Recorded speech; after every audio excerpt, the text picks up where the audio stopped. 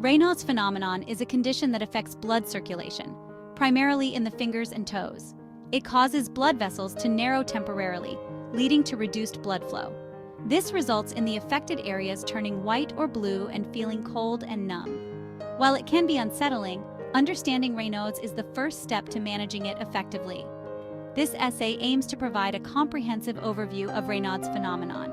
We will delve into the different types, explore common causes, and discuss the risk factors associated with this condition.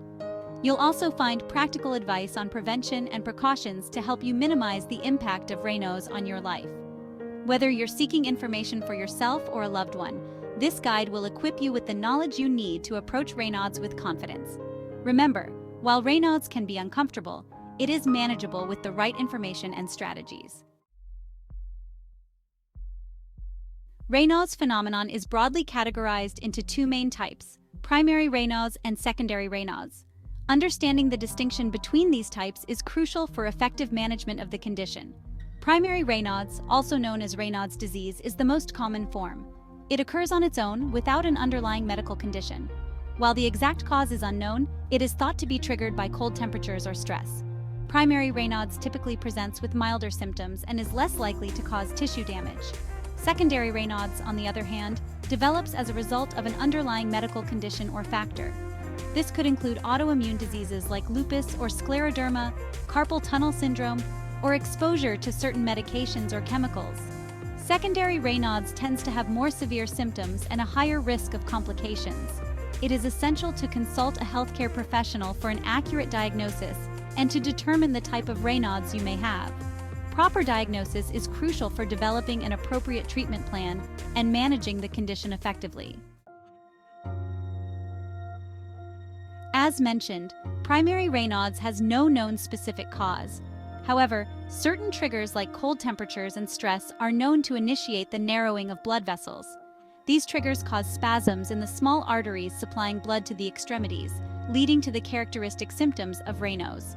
Secondary Raynaud's, on the other hand, is a consequence of an underlying condition. Connective tissue disorders, such as lupus and scleroderma, are common culprits. These diseases affect the body's immune system, often leading to inflammation and damage to blood vessels, making them more susceptible to spasms. Certain medications, including beta blockers and some migraine drugs, can also trigger Raynaud's.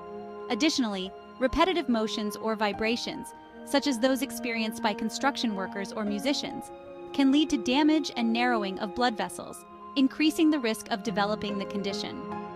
Understanding the causes and triggers of both primary and secondary Raynaud's is crucial for managing the condition. By identifying and avoiding these triggers, individuals can significantly reduce the frequency and severity of their symptoms.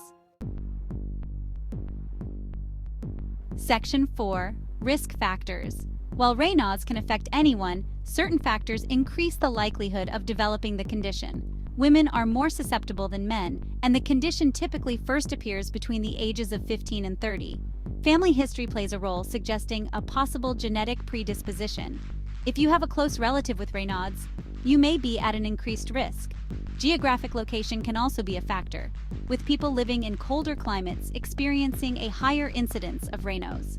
Certain occupations that involve repetitive hand movements, exposure to vibrating tools, or prolonged exposure to cold temperatures, such as construction workers, meat packers, and musicians, are at increased risk. Also, smokers are more prone to Raynaud's, as smoking constricts blood vessels.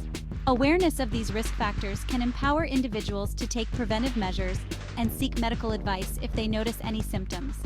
Early diagnosis and management can significantly improve the quality of life for those with Raynaud's. Section 5. Prevention and precautions. While there is no cure for Raynaud's phenomenon, various preventive measures and precautions can significantly reduce the frequency and severity of symptoms.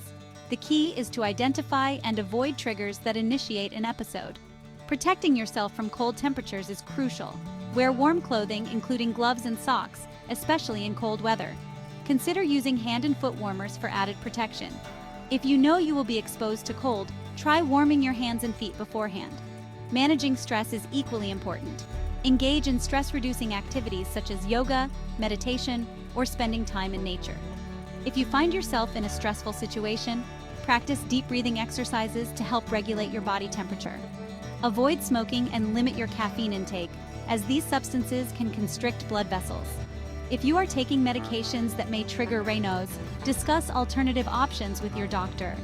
By adopting these preventive measures and making simple lifestyle changes, you can effectively manage Raynaud's and minimize its impact on your life. Section 6. Conclusion. Raynaud's phenomenon, while often alarming, is a manageable condition. By understanding its types, causes, and risk factors, you can take proactive steps to minimize its impact on your life. Remember, prevention and precaution are key. Protecting yourself from cold temperatures, managing stress, and making healthy lifestyle choices can significantly reduce the frequency and severity of episodes. If you experience persistent or worsening symptoms, consult a healthcare professional for diagnosis and personalized management strategies. With the right knowledge and approach, Raynaud's can be effectively managed, allowing you to live a full and active life. Remember, you are not alone, and resources are available to support you in navigating this condition.